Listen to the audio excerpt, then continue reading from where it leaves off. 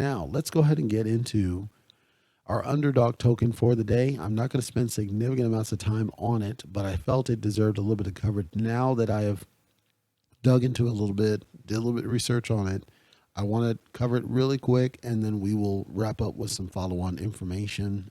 That's a circle back from a previous episode. I stumbled across a network a while ago. I purposely didn't buy into the main coin, but I bought into a secondary coin. It's what exposed me then to the main network, and I've been following the main network for a while. And I bought into some of the secondary coins, never the main one because it was frustrating. Turns out that one of my coins gave me access, this secondary coin gave me access to the main coin by way of a staking. But it's an auto stake. So basically just hold it and then you can manually claim from their auto staker. And this secondary coin's Thunder BNB. I didn't cover Thunder BNB because I do think it's garbage. However, it gave me access to one Thorium. Now, the problem is that their staking tool has never been updated to reflect the new contract for Thorium. Thorium, I'm not going to cover it today, but just it's important that you're aware of it. Thorium is kind of the parent token of this whole ecosystem, and there's a lot of tokens in this. There's Thunder BNB, Thunder Cake, Thunder ADA, I believe, Epic Hero, all sorts of things in this, all sorts of coins. And then Multiverse is another token that I was holding. So there's a lot of them that all work together. They recently launched, and they have what's called an ITO launch. And basically what it means is there's an initial token offering. And the way they broadcast it, they put ads everywhere, and we're launching a new token. And if you want to get on this new token, come here, and then you can buy in on the pre-sale and whole nine.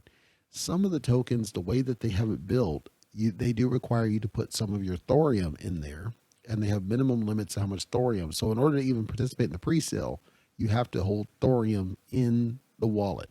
And then you have to have BNB, it's all Binance Smart Chain. So I was really annoyed to see that you're forced to hold this other token over here, and the thorium token's like $1.50 per coin or something like this. But you're forced to do that just to do a pre-sale. As I'm scrolling through it, turns out that you don't have to do those options just if you want to stake.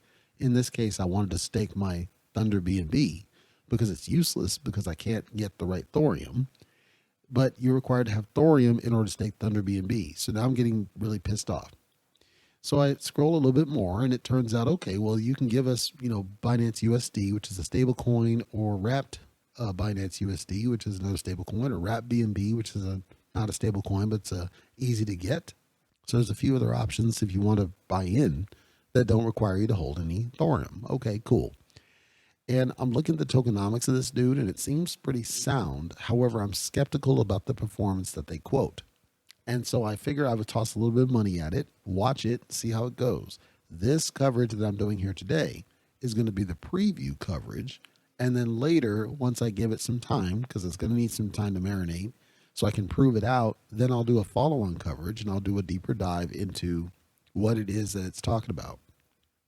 But it launched today officially on PancakeSwap, so you could go and buy it, and I do encourage you to go and take a look at it to see if it's something that makes sense for you in your portfolio. However, I think it's important that you understand some of the nuances of this token because there's a little bit more than just your standard average token to think about. The token's name is called Libero Financial, and libero.financial is the website. And to be clear, this is a rebase token. I have an older episode that talks about what rebase tokens are. In summary, the rebase token is all about your percentage of the total, not your individual token supply. That means that your token supply is constantly changing over time based on where the price needs to move. So people will buy into this and they'll get like millions or millions or billions and billions of tokens. And then when they rebase it, your token count changes. And now all of a sudden you got a few thousand, and it's because they're getting closer to the target that they want, but the price per token has increased. So it's a very high risk type token is rebase. And there's a logic to it that may escape certain people. Like you might look at it saying, well, then what's the point? The point, and it's hard, is to think about what it is that you want to do without caring about the number of tokens in your wallet. And that's hard because you're conditioned to think, okay, I pay this and I get this many tokens and I'll just wait until that many tokens exists or that price hits for that many tokens. And I know price movement. Da, da, da, da, da, da. This is different. This, you need to make sure that you are always paying attention only to your value, your basis value. So if you buy in at $50, as this rebase happens, your value is going to go up or down because it's based on the percentage of the total. It's based on your percentage as a contributor. The best analogy I can give you, when you have stock and your stock truly is an ownership stake in a company, you are entitled to a certain percentage of that company's revenue, which is usually paid out, if they offer it, by way of dividends. The amount of dividends you're going to get is directly correlated to your percentage in terms of how much stock you have, your percentage of ownership of the company. So somebody who has a 50% stake in stock is entitled to a dividend that is equivalent to 50% of the dividend equivalent percentages. So when you calculate your stake, you have to take into consideration how big or small your percentage happens to be. In rebase token, it's very similar in the sense that your stake is going to be the percentage of total. Because it's percentage of total, in theory, your value should consistently increase the more people buy in, but also as long as it never hits the target. So what they do is they determine how much do we think this should be worth at the highest level? What should be its price target at the maximum potential? That price is the target that they're shooting for. And as long as it's not there, your value should theoretically increase, regardless of the number of tokens in your wallet. Now, they took it a step further with this one. They added a rewards option, and they quote an APY that's absolutely outrageous of 158,893.59% with a daily ROI of 2%. And so you get 2% rewards added to your wallet as additional tokens. And this happens based on, of course, the volume that's going through the transactions. And they give you a dashboard where you can see, okay, here's your stake, here's how many tokens you have, and here's what that pool is worth. And you can buy and you can sell, and they don't charge. There's taxes on buys and sells, but they're not outrageous.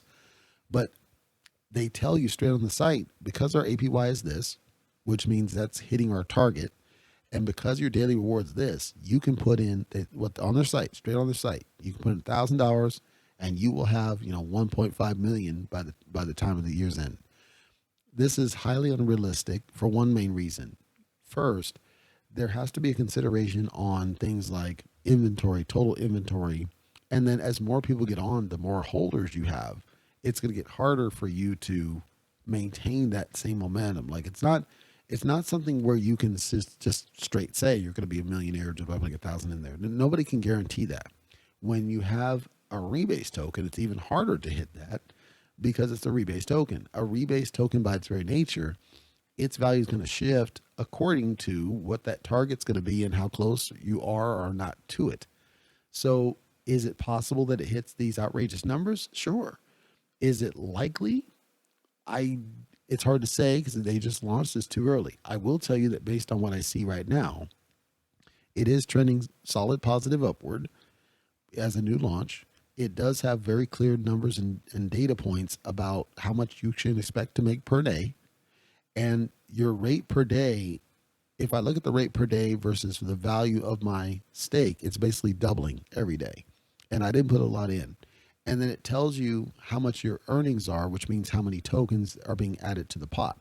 My theory is what they're doing is they're saying because you're getting this many tokens in your bag added every day, and because we know the value is going to increase, and because some of this is pegged to stable coin behavior, we are somewhat insulated from the disruptions of BNB to where we can help keep the value the same, even though we may need to rebase because we're not at our target yet. And because we're so low beneath the target, it means you benefit from greater rewards than you would have had for any other token.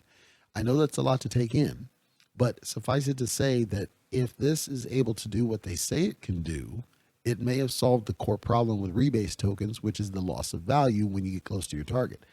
If they've done that by way of the earnings, the daily earnings as a compound to the rebasing and the revaluation. It's an intriguing thought process. And so I did buy in because I wanted to watch it so I can measure it, but I couldn't cover it in one episode. It's something where I have to give them a chance, give them some time. Every single investment's going to be a time thing. Now, all that said, here's the thing. If I had, from the pre-launch, if I had put in, just going off my basic math, they had 50 BNB as the maximum you could put in if you were doing BNB, which I did. So at 50 BNB off 3, so you're talking what, 15 grand? So if I had put in 15 grand to this thing, if I had done that, let's just theorize. If I had put 15 grand in that thing, I would have doubled it first day.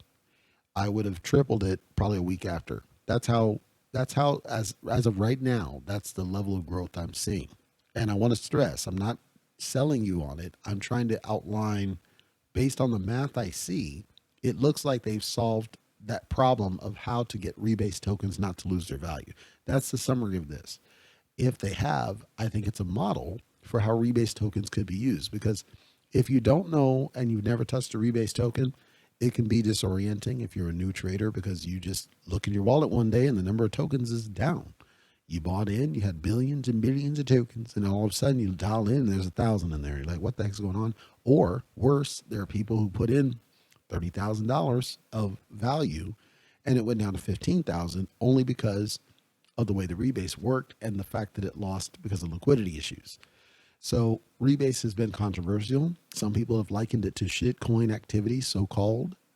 I don't agree with it, but I do see that it's a controversial thing, and I don't like seeing rebase tokens unless they can solve the value shift problem, which is why when I saw this one, I figured I would give it a chance, see what it's all about, and kick the tires and kind of go from there. So Libero.financial, Libero.financial. If you want to take a look at it, it did launch on PancakeSwap today, so it's open for trading right now, and you can take a look. And if you think it makes sense, or maybe you're used to rebase tokens and maybe you like them, feel free to take a look, and you can buy into it right now if you want to take a look and do that. I will continue watching my bag because, like I said, it's not a large bag, so there's not a lot of risk. I will watch it, make sure the rewards work, watch to see the APY doesn't change, see if my value continues increasing, see if it's truly what they say it is. And if it turns out that it's 100% legit, I'm happy to advocate for it.